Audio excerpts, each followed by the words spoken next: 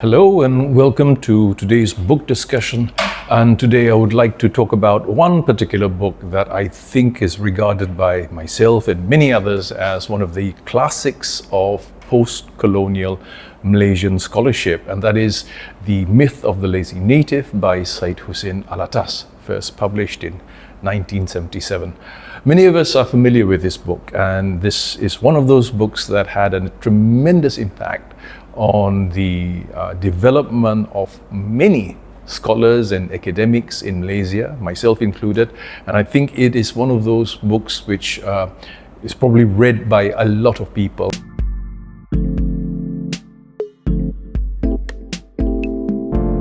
What I'd like to do today is basically highlight two aspects of this book which I think are very important. And these two aspects of Alatas's work reminds us not only of how forward-looking the book was at its time. Remember, this was published in 1977. It was well ahead of its time. But they also demonstrate how and why this book is still very, very relevant today. Now, as a young scholar myself, when I was at university, this is one of the books that guided my learning and all the way up to my PhD years, and it's had a tremendous impact on my own work as a political historian. The Myth of the Lazy Native, of course, is about the mythology, the myth of ethnic racialized stereotypes that were developed during the era of racialized colonial capitalism, particularly in the 19th century all the way to the 20th century in British Malaya and in many other British colonies, focusing primarily here on Southeast Asia. Now, the term racialized colonial capitalism at that time in the 70s was a somewhat novel idea because there was the tendency for many historians to talk about colonialism as a thing in itself, like as if it was ontologically distinct. The genius of Alatas was to note the fact that modern colonialism, modern imperialism, particularly from the 18th to the 20th century, was a phenomenon that was complex and that it was driven by capital, and hence the term colonial capitalism. The reason why I think this is important, particularly in our part of the world, is that there remains the tendency among some scholars, and particularly in popular media, to present the history of colonialism and empire building in terms of brute physical violence, military violence, as if empire building was simply a case of colonial conquest, extermination, depopulation, and what have you. Now, obviously that did happen. We all know that the history of Western colonization of Southeast Asia involved a lot of violence. It involved basically colonial wars. But what Alatas shows in his book is that this process of colonization was driven, and the primary driver of modern colonialism was capital.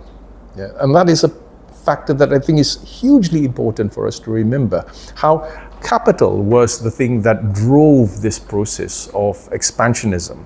After all, the Western powers did not colonize Southeast Asia simply for the acquisition of land, right? It was a project that was funded by capital, driven by capital, with the interest, the intention of generating even more capital. So the connection that he makes when he uses the phrase colonial capitalism, I think, is hugely, hugely important.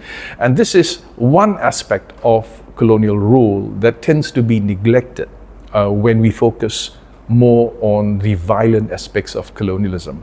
Now, it's from this idea then that we can begin to explore the modalities of modern colonial rule in Southeast Asia, because it was driven by capital and because the motive was profit generation of profit and maximization of profit.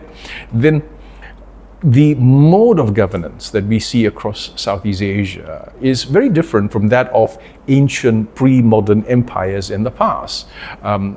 all the skills of modern colonial management are basically the skills that we see today: management, administration, social engineering, urban planning. These were the tools of empire. And for these tools to work, they require a narrative. And this brings us back to the terminology of Alatas's book. Yeah? Racialized colonial capitalism connects three different things together: colonialism as praxis, political praxis; capital as agent; and the way in which a discourse of race and ethnic difference was created to facilitate the workings of colonial capitalism. And what Alatas really shows in this book is that the myth of the lazy native was not the result of simply prejudice. I mean, there's always been prejudice. Racism, unfortunately, has always been part of human life everywhere in the world. But in this case, what he studies, what he attempts to show is how racialized stereotypes, negative stereotypes of different ethnic communities were generated with the calculations of capital in mind. Why would you need to invent the stereotype of the lazy native, whether it's the lazy Malay or the lazy Filipino or the lazy Javanese? And what he tries to explain here is how these stereotypes were instrumental in nature, that they served certain political economic purposes within the broader context of an ethnically, racially divided colonial economy, and how one can divide and rule Asians by attaching to different communities different so-called racial traits. And that's why when we look at modern colonialism, particularly from the 19th to 20th century, we see how different ethnic groups were basically compartmentalized and put into very neat and often exclusive blocks or categories, designated as either lazy or productive, violent or passive, mature or childlike. These are the kinds of modes of categorization that played a very important role in building or creating a plural colonial economy, which was the basis of the British colonial economy in British Malaya, as well as British Burma, the Strait settlements, British India, and what have you. Why is this important today? Well, it's important today because we still live in a world where all kinds of stereotypes abound. We are surrounded by them all the time. We are exposed to them on a daily basis. And of course, most of us today would be familiar with new stereotypes, that of, say, the so-called violent Middle Easterner, violent Arab, or what have you, which are all instrumental fictions. And likewise, they serve a purpose. They serve political, economic, geo-economic, and geo-strategic purposes. So whether they're stereotypes about Arabs or Africans or Chinese or Asians that we are exposed to every day through the media, through news, through movies, or what have you, a book like this, what Syed Hussein Alatas is inviting us to do is to interrogate the genesis of such ideas, and above all, to understand that such ideas do not appear out of nowhere. The myth of the lazy native did not simply drop from the sky. It was concocted.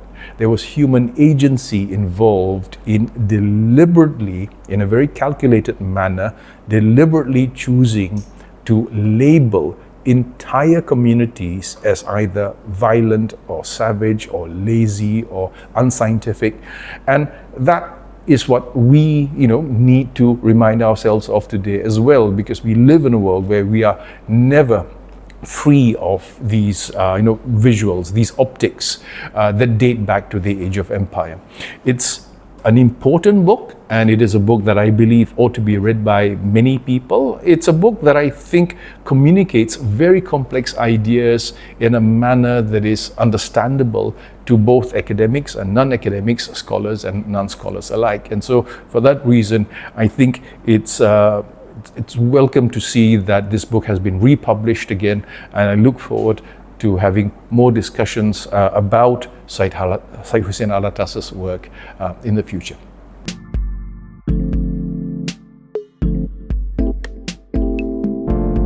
Gerakbudaya is proud to announce that it is now going to start its own series of Southeast Asian studies. And with this announcement, we are also making a call, an appeal for manuscripts to be sent to us. So if you happen to be a scholar, a student, an academic, a writer who has been working on Southeast Asia, please consider sending your manuscript to us. We are really excited with this new project, and we are looking forward to getting manuscripts from whatever discipline. It could be history, material history, political economy, anthropology, sociology, gender studies, media studies.